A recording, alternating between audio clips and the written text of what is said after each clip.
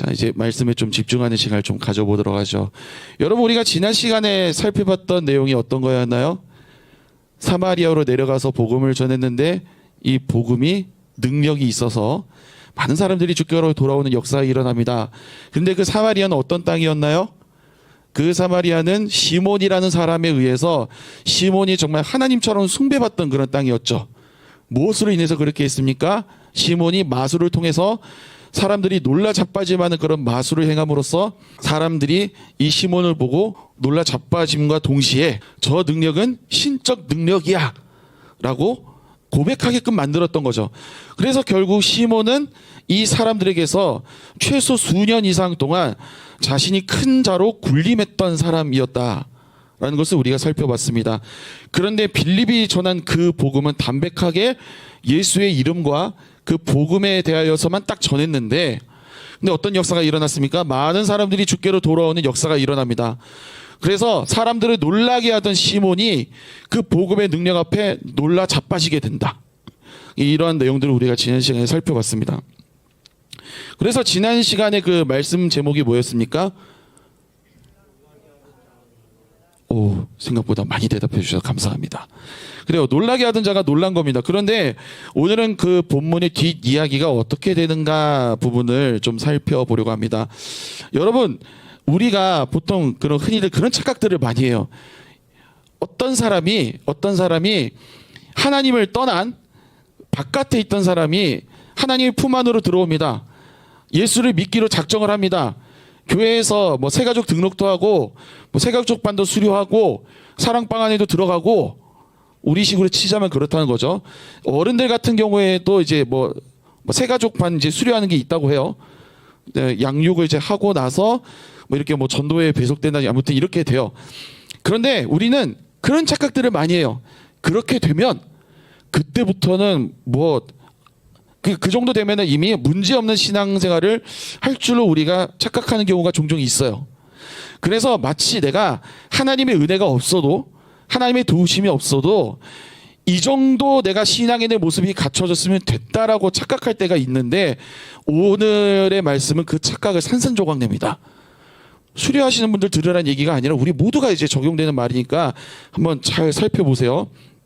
자, 여러분, 이 14절에서 17절의 말씀을 우리가 첫 번째로 좀 살펴볼 건데, 여러분, 예루살렘의 사도들에게 소문이 퍼져옵니다. 어떤 소문이 퍼져오느냐? 그 예루살렘의 사도들이 오늘 14절 말씀 보니까 사마리아도 하나님의 말씀을 받았다함을 듣고 베드로와 요한을 보냅니다. 이게 어떻게 된 건지 아세요? 유대인들은요, 사마리아 쟤네는 구제불능이라고 생각을 했거든요. 그러니까 개만도 못한 인간들 취급을 했던 사람들이 바로 유대인들이에요. 유대인이나 사마리아인은 서로가 서로를 그렇게 봤어요. 말을 나누는 것조차도 굉장히 뭐 더러운 죄가 묻는 것처럼 그렇게 착각하고 그렇게 행동했던 사람들이 이 둘 사이인데, 그래서 예루살렘에 있던 사도들도 이것까지는 아마 상상을 못했을 거라고 저는 그렇게 추측합니다. 뭐 어땠는지는 저도 천국 가서 물어봐야 알겠지만, 그런데 어쨌든 중요한 건 뭡니까? 사마리아도 하나님의 말씀을 받았다는 소식이 예루살렘에 전해지니까 이 사람들이 누굴 보내느냐? 베드로와 요한을 보냅니다. 여러분, 이게요, 굉장히 의미 있는 파송이었어요. 베드로와 요한을 보낸다라는 건 예루살렘 교회, 그러니까 한마디로 조금 더 디테일하게 말하자면 그때 당시 기독교 공동체 전체에 있어서 가장 영향력 있고 가장 핵심적인 인물 둘을 사마리아로 파송했다라는 얘기예요. 이게 얼마나 무게감 있는 건지 여러분 아시겠어요? 유대인들의 공동체예요, 아직까지는 거의 대부분이. 근데 이 유대인들의 공동체에서 그들이 죽도록 싫어했던, 정말 동네 개만도 못한 취급을 했던 저 지역에 하나님의 말씀이 임했다, 그러니까 베드로와 요한을 보낸 거예요. 어떤 의도로 보냈다라는 것은 우리가 정확하게 알 수는 없지만 그 뒤에 나오는 내용을 보니까 그들이 내려가서 그들을 위해 성령 받기를 기도했다라는 내용을 보아하니 복음이 그들에게 받아들여진 것을 그들은 일단 긍정적으로 받아들였음이 분명합니다. 왜냐하면 우리가 지난 시간에도 살펴봤던 본문이지만 사도행전 1장 8절에 분명히 주님이 그들 보는 앞에서 승천하시면서 뭐라고 말씀하셨습니까? 예루살렘과 온 유대와 사마리아와 땅끝까지라는 복음의 확장성에 대해서 말씀을 하셨잖아요. 그러니까 이들 머릿속에는 번뜩하고 뭐가 딱 떠오른 거예요. 아, 우리 예수님 하신 그 말씀. 그러니까 사마리아까지도 복음이 전파되리라고 하셨던 예수님의 말씀이 성취된 거구나라고 하면서 오케이, 그러면 아무나 보낼 수 없지라고 판단을 했던 겁니다. 그래서 그들의 공동체 가운데서 가장 확실한 공격수를 내보낸 거예요. 가장 확실한 공격수 투톱을 내보낸 거예요. 베드로와 요한을. 그런데 참 재미있는 말씀이 나옵니다. 그 15절과 16절의 내용을 보면 성령 받기를 기도했다라는 내용이 나오잖아요. 근데 왜 성령 받기를 기도했을까? 16절에 보니까 그들이 복음을 받아들이긴 받아들입니다. 근데 참 이상하게도 아무도 성령을 받은 사람이 없다라는 게 확인이 된 거예요. 좀 이상하지 않나요? 여러분, 우리가 생각하기에 우리가 아는 순서는 믿고 세례를 받을 때 성령이 임한다고 우리는 보통 이렇게 생각하잖아요. 근데 믿고 세례는 받았으나 아직 성령의 임재가 없다라는 거는 방법론의 문제가 아니라는 게 일단 드러난 겁니다. 방법을 어떻게 잘못해서 성령이 임하시지 않았다, 이건 아니라는 겁니다. 그러면 우리는 여기서 무엇을 추측해 봐야 되냐면 하나님이 왜 이렇게 하셨는가, 우리가 이걸 생각해 봐야 돼요. 여러분, 하나님이 아직 성령을 안 주신 거예요. 그들이 예수를 믿지 않아서 성령이 임하지 않았다, 이게 아니라, 물론 그것도 성령의 조명하심을 따라서 믿어진 거라고 우리는 해석해야 됩니다만, 정작 중요한 거는 그들 마음속에 성령 충만함이 있었느냐 없었다라는 건데, 그럼 왜 없었느냐? 그거는 하나님의 의도였다라는 거죠. 그러면 우린 여기서 조금 더 들어가서 하나님은 왜 그렇게 하셨을까? 제가 아까 말씀드렸던 유대와 사마리아의 관계에 해답이 있습니다. 자, 여러분 한번 가정해 보세요. 유대인들과 사마리아인은 서로 어떤 관계입니까? 친한 관계인가요? 왼수 관계죠. 서로 죽이지 못해서 막 이를 바득바득 갈면서 사는 그런 왼수 관계란 말이에요. 그런데 만약에 그들 가운데 따로 복음이 전해지고 난 다음에 따로 성령을 받아서 따로따로 교회가 세워졌다. 그럼 여러분 어떻게 됐을까요? 그들은 한 교회가 될 수 있었을까요? 아니었을 겁니다. 그래서 성령께서는 이미 그 주도적인 역사를 위해서 복음이 전해지게는 하셨어요. 복음의 능력 앞에 많은 사람들이 놀라게 하셨고, 그래서 그 복음 앞에 다들 마음문을 열고 돌아오게끔 하셨습니다. 시몬이라는 그 위대한 마술사조차도 거기에 놀라 자빠지게 하셨어요.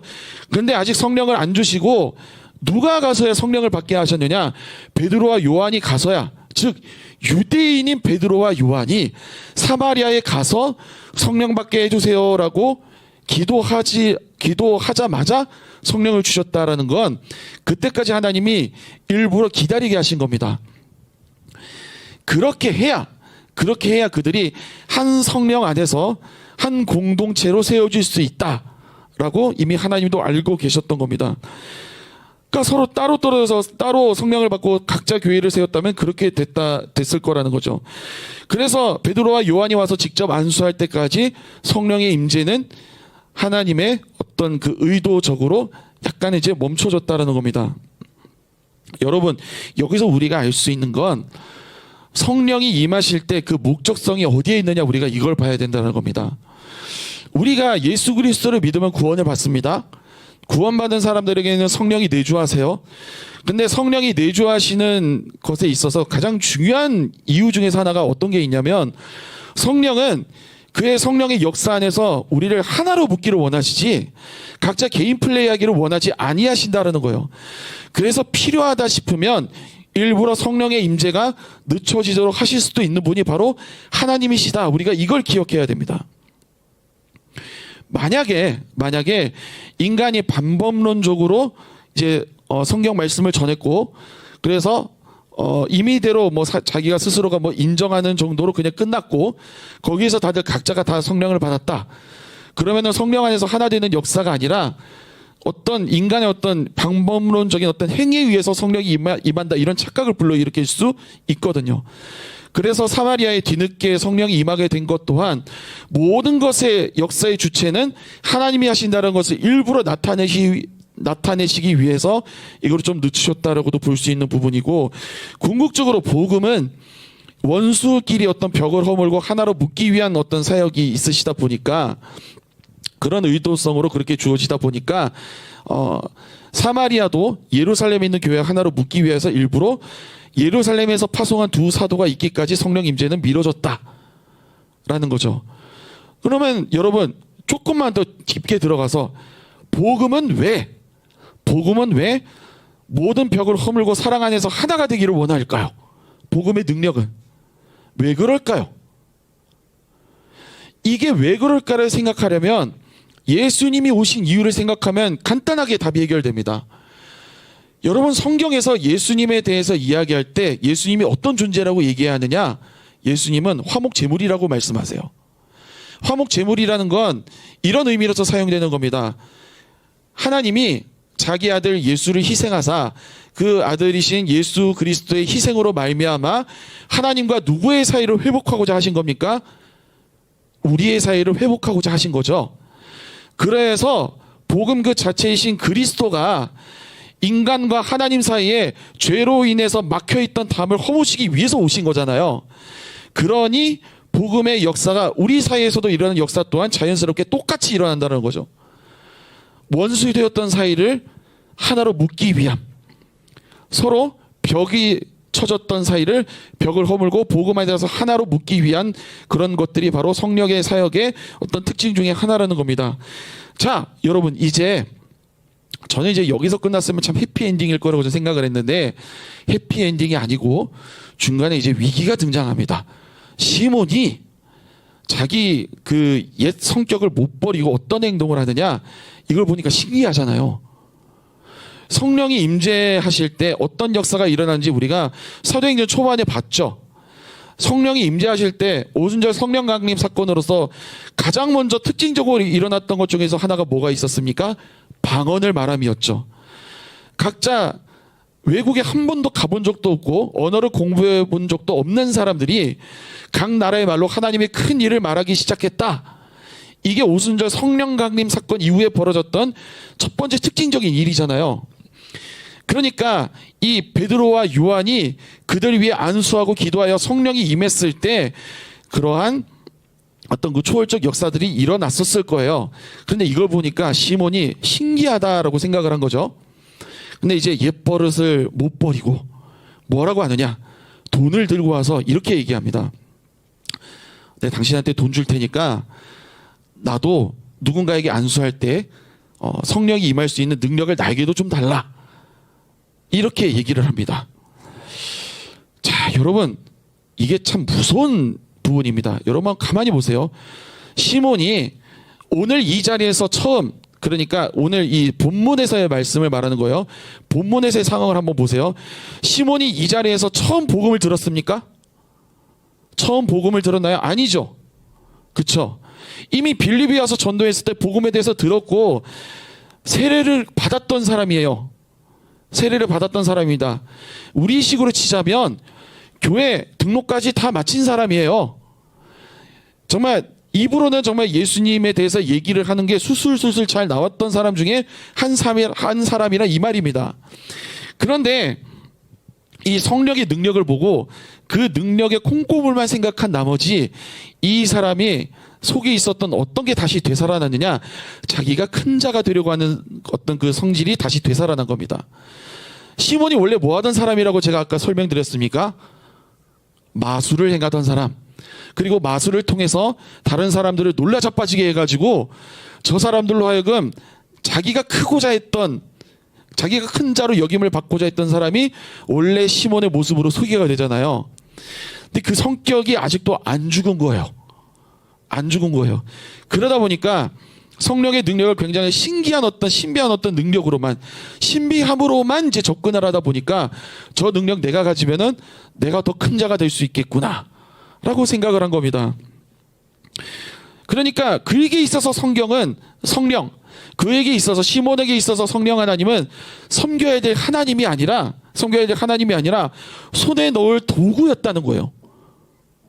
근데 여러분 제가 아까 말씀드렸죠. 시몬은 이때 당시에 복음을 처음 들었던 외지인이 아니고 교회 안에 있던 사람이라고 제가 말씀드렸잖아요.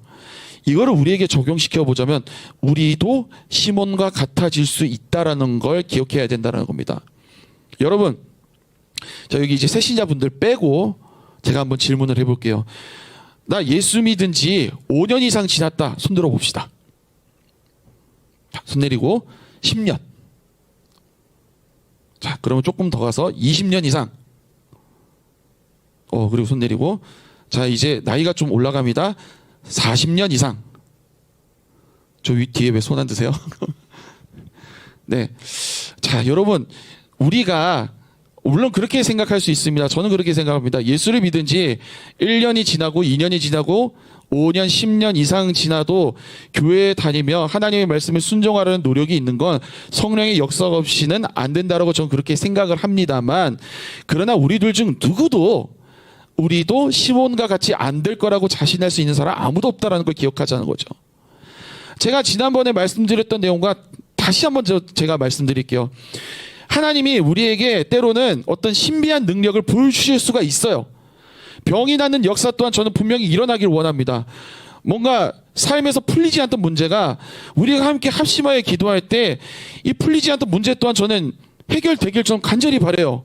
그런데 우리 중에 어떤 사람들이 만약에 이런 능력을 보고 내가 목사가 되면 저 능력을 내가 취할 수 있겠구나 이렇게 생각한다든지, 아니면 내가 임원이 돼가지고 임원들이 열심히 기도하니까 이런 일들이 일어나는 거 보니까 내가 다음번엔 임원 선거에 한번 나가봐야 되겠다라든지, 여러분이 만약에 그런 마음을 품는다면 오늘 본문에서 나오는 시몬과 똑같은 사람일 수 있다는 거예요.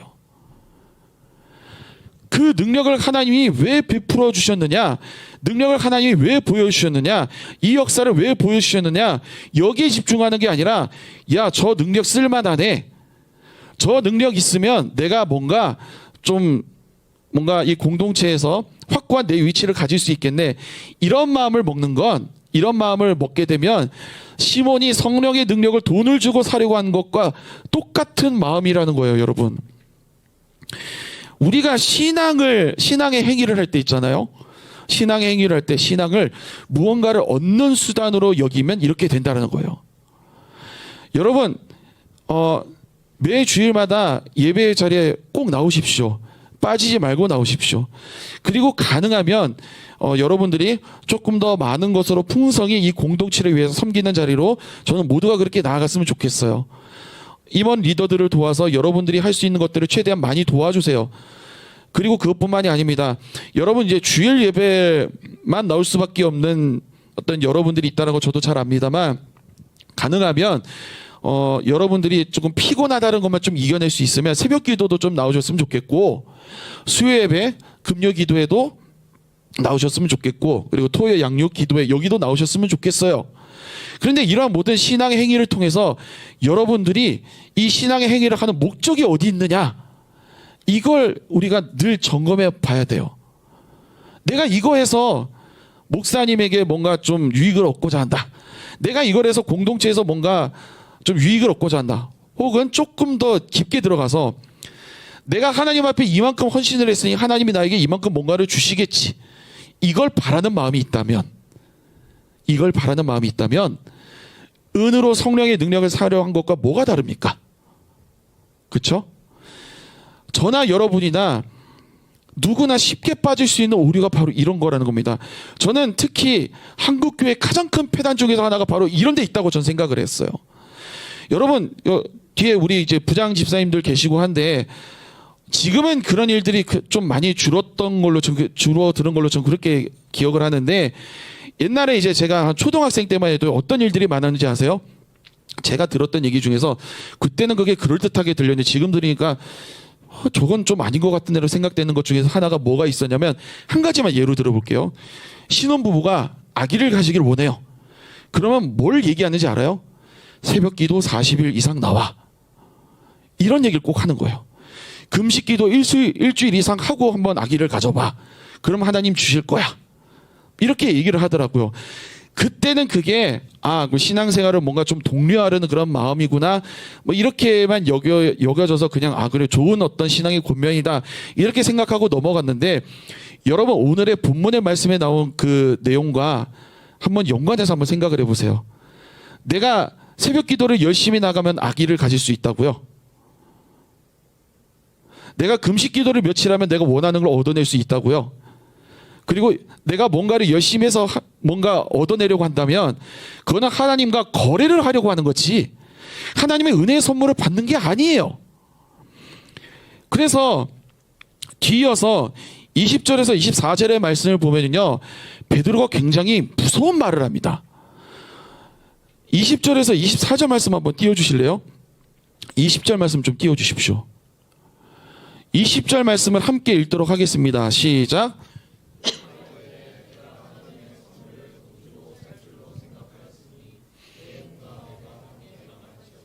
아멘.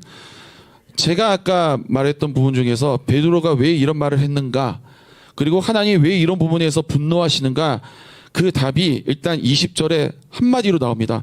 하나님의 선물을 돈 주고 사려고 했다라는 겁니다. 여러분, 선물은 우리에게 주어질 때 값 없이 주어지는 거잖아요. 근데 이거를 돈 주고 사려고 한다라는 건 선물을 준 사람과 선물을 주려고 하는 사람과 거래를 하려고 드는 거예요. 거래를 하려고 드는 겁니다. 성령은 어떤 자에게 주어지는 겁니까? 성령의 임재는 어떤 자에게 주어지는 겁니까? 예배 열심히 나오는 자에게 주어지는 겁니까? 공부를 열심히 하면 주어지나요? 성경을 통독하면 주어지는 겁니까? 여러분 어떻게 생각하십니까? 성령의 임재는 누구에게 언제 어떻게 왜 주어지나요?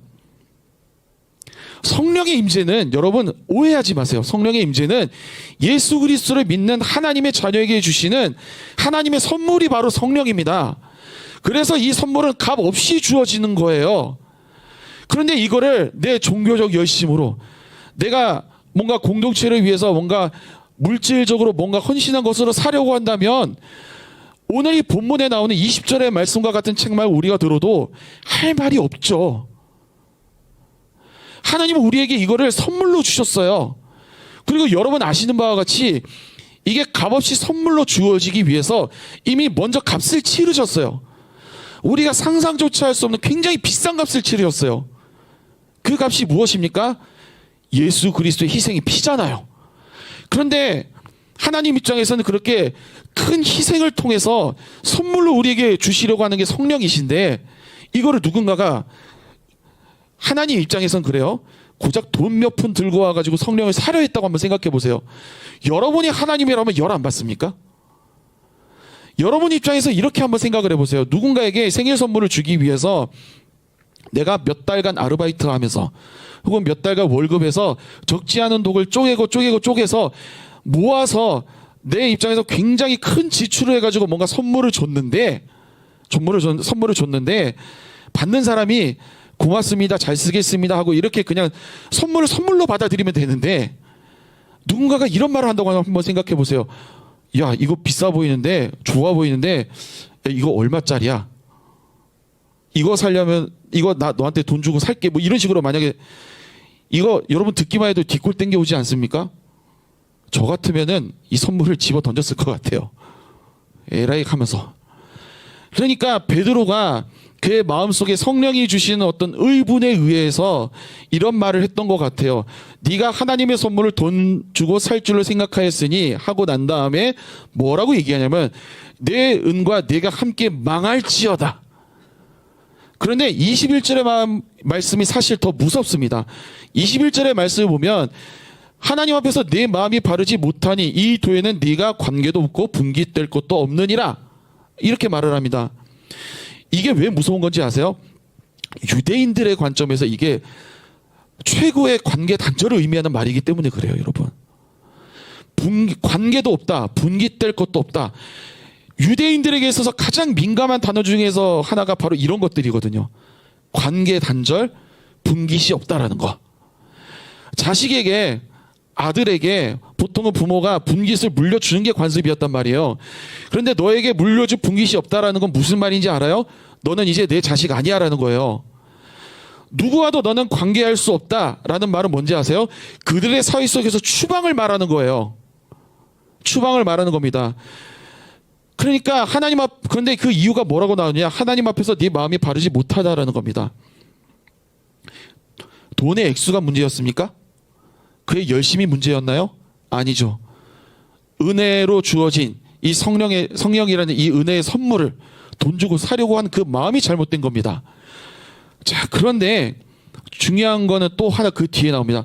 이렇게까지만 얘기하면은 그냥 무섭게 끝나는데 22절의 말씀을 보니까 그러므로라고 얘기하면서 앞의 내용이 원인이 되기 때문에 네가 이렇게 해야 돼라고 얘기하는 내용이 있는데 그게 뭐냐면 그러므로 너의 이 악함을 회개하고 주께 기도하라. 혹 마음에 품은 것을 사하여 주시리라 라고 하면서 회개를 이제 언급을 합니다. 이 악함을 하고도 뭐 주께 기도하라 회개하면 뭐 품은 것을 뭐 사하여 주실 거다. 이거는 어떤 의미냐면 이런 겁니다. 은혜는 사고 팔 수 없는 게 맞아요. 그런데 회개하는 자에게 주시는 구원의 용서는 값없이 주어지는 선물인 거라는 겁니다. 그렇기 때문에 지금 이 얘기를 하는 겁니다. 혹시 하나님이 진노하셨을지라도 네가 진심으로 회개하면 다시 받아주실 수도 있으니 제발 회개하라는 거예요. 돌아오라는 거예요.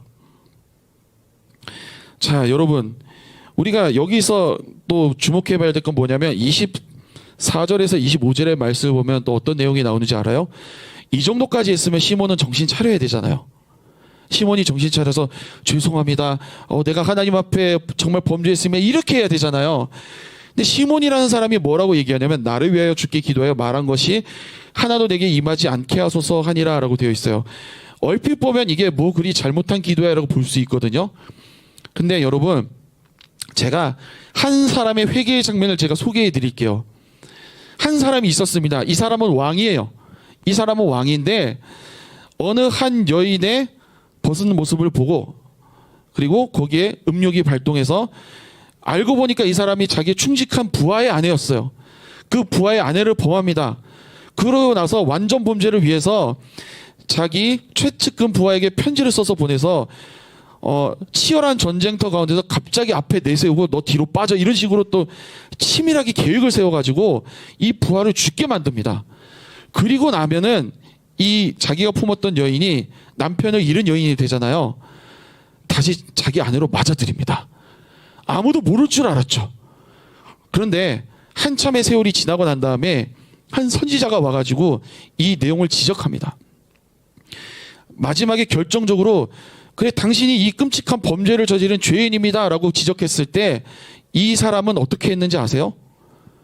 그 자리에서 나에게 벌이 임하지 않도록 해주세요 이렇게 하지 않냐고 그 사람은 어떻게 했는지 아세요? 왕입니다. 앞에 있는 사람은 일개 선지자입니다. 일개 백성이에요. 고관대적도 아닙니다. 그런데 고관대적들이 쫙 둘러서 있고 그 앞에 자신에게 그 지적하는 자신의 말 한마디면 끌려가서 쥐도 새도 모르게 죽여버릴 수 있는 이 선지자 한 사람의 말 한마디 이 사람이 어떻게 반응하는지 아세요? 그 자리에서 즉시 엎드려서 회개합니다. 내가 죄인이라고 내 죄를 용서해달라고 그렇게 엎드려 회개합니다. 누구 얘기인지 아시겠죠? 다윗의 이야기입니다. 나단 선지자가 다윗이 밧세바를 취한 일이 굉장히 사악한 일이었잖아요. 그 내용과 관련해 가지고 지적했을 때 다윗은 그 자리에서 납작 엎드렸습니다. 뭘 말하고자 하는 건지 아시겠죠? 회개는 이렇게 해야 되는 거예요. 즉각적으로 해야 되는 거고 자신의 죄를 솔직하게 내어놓는 게 회개해야 된다는 거예요. 그냥 형벌 집행을 면하게 해달라는 면피성, 도피성 기도를 하는 게 아니라 솔직하게 내가 이런 죄 저질렀습니다. 하나님 나 용서해 주십시오. 라고 하면서 자신을 내어놓는 거 이 기도를 해야 되는 시점이었다고요. 그런데 시몬은 뭐라고 얘기합니까? 심지어 자기가 직접 기도하지도 않아요. 그리고 이 사람의 마인드에는 이것도 좀 깔려 있었던 것 같아요. 베드로와 요한이 안수 기도하니까 막 성령이 임재하고 여러 가지 역사들이 일어나잖아요. 그러니까 지금 내가 욕을 먹었으니 내가 기도해서는 안 들어줄 것 같고 저 베드로와 요한이라는 저 사람들이 하면 들어줄 것 같은 거예요. 그러니까 이 베드로와 요한에게 나 대신 기도해 주세요.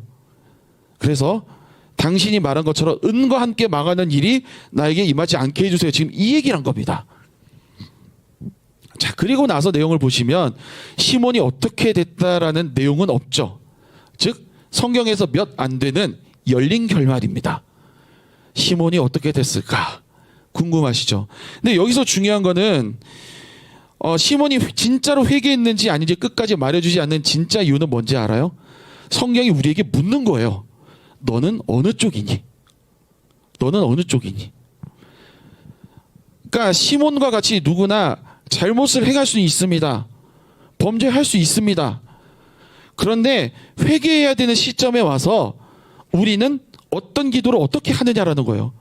시몬과 같이 나 이 일로 인해서 벌만 좀 안 받았으면 좋겠다 이렇게 기도하는 사람들인지, 아니면 즉각적으로 꿇어 엎드려서 네 하나님 제가 잘못했습니다. 전 이런 끔찍한 죄인입니다. 그러냐 용서해 주십시오. 이렇게 기도하느냐, 둘 중에 어디에 해당되느냐, 성경은 우리에게 이걸 묻고 있는 겁니다.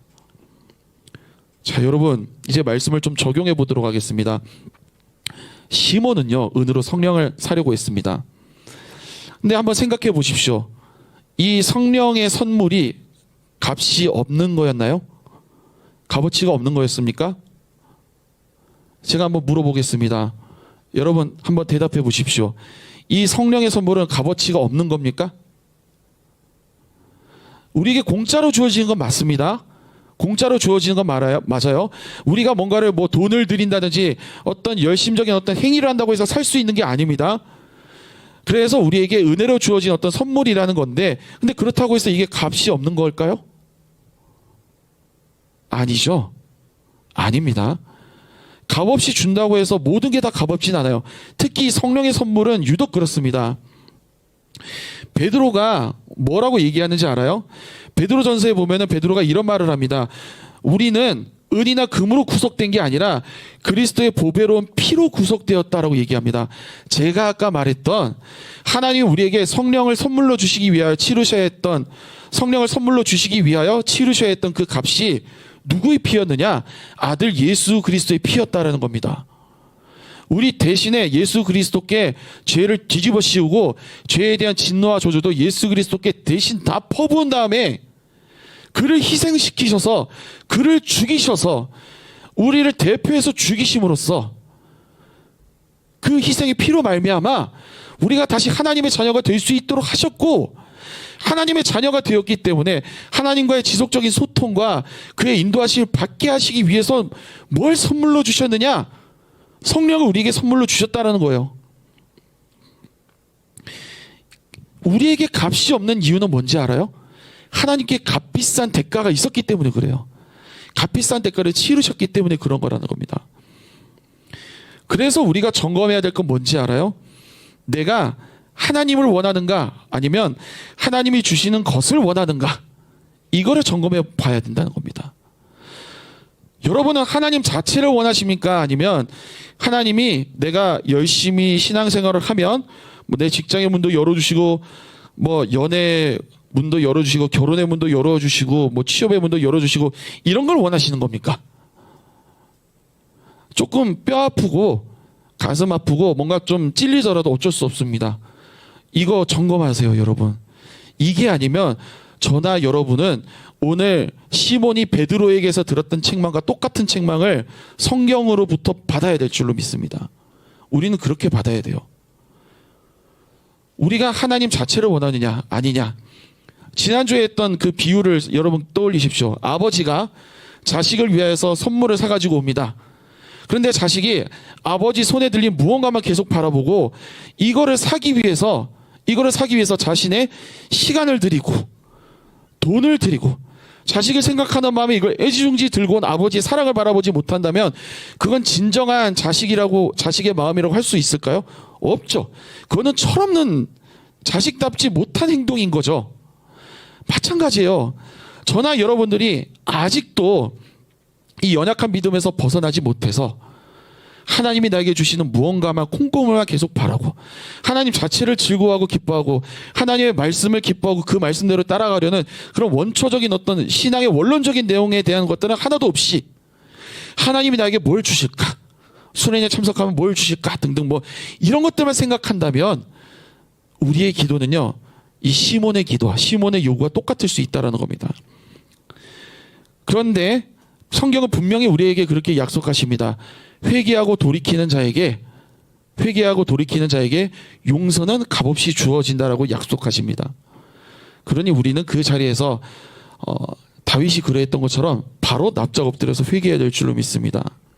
그리고 여러분, 우리가 이런 내용들을 적용하고 점검할 때 주의해야 될 것들이 하나 있습니다. 뭐냐면, 우리가 이런 이제 시몬이라는 사람의 인물에 대해서 하나 생각할 때, 시몬과 같은 특정 인물에 대해서 생각할 때 우리가 종종 이렇게 생각하는 경우가 있거든요.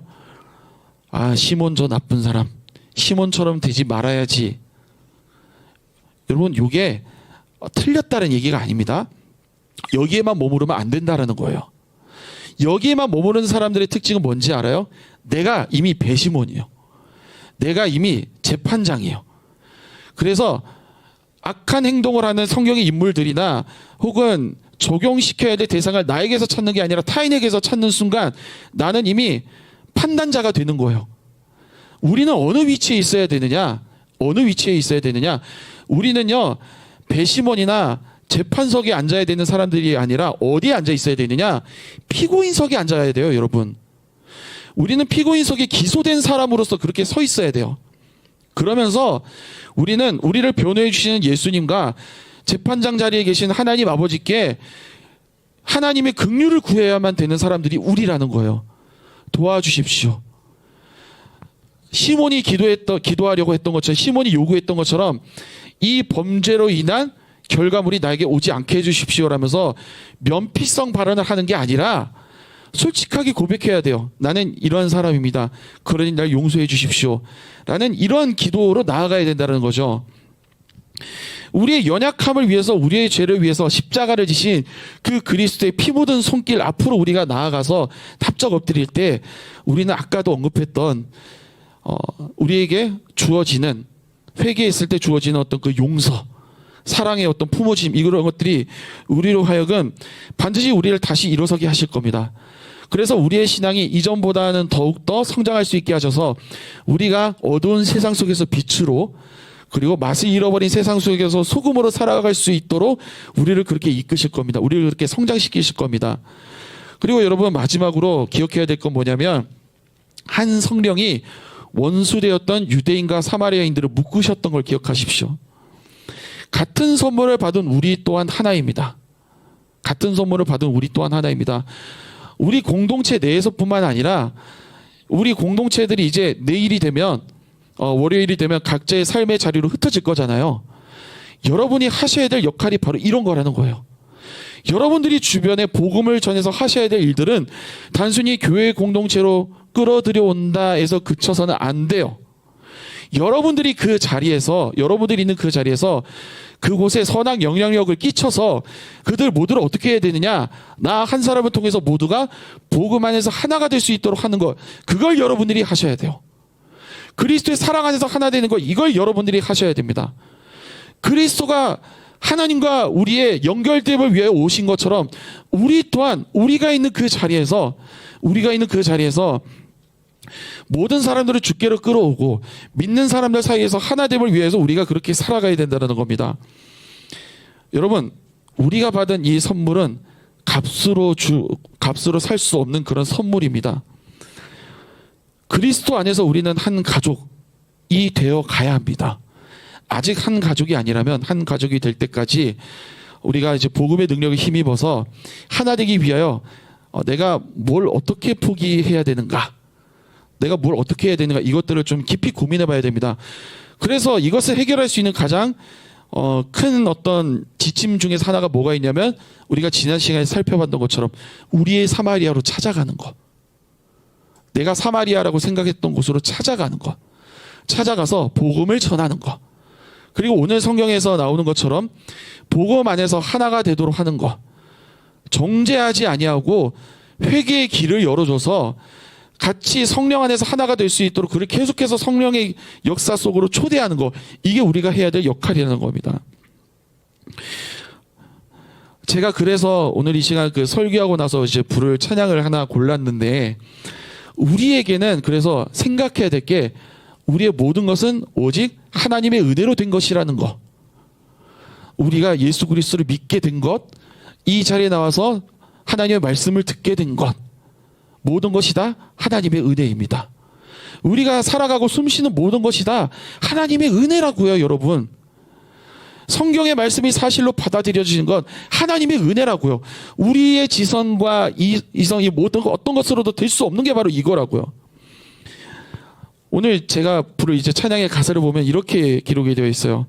내게 있는 모든 것 다 주께서 허락하신 값없이 내려주신 당신의 은혜인 것을 입니다. 우리에게 내려주신 성령의 선물, 우리에게 내려주신 복음의 모든 은혜들, 값없이 우리가 선물로 받은 것입니다. 우리 이 시간에 함께 찬양하면서 바로 그 하나님 앞에 내가 받은 이 은혜가 얼마나 은혜로 받은 것인가, 얼마나 값비싼 것을 값없이 거저 주신 그 은혜인가, 이것을 이 시간 한번 생각하면서 찬양했으면 좋겠습니다.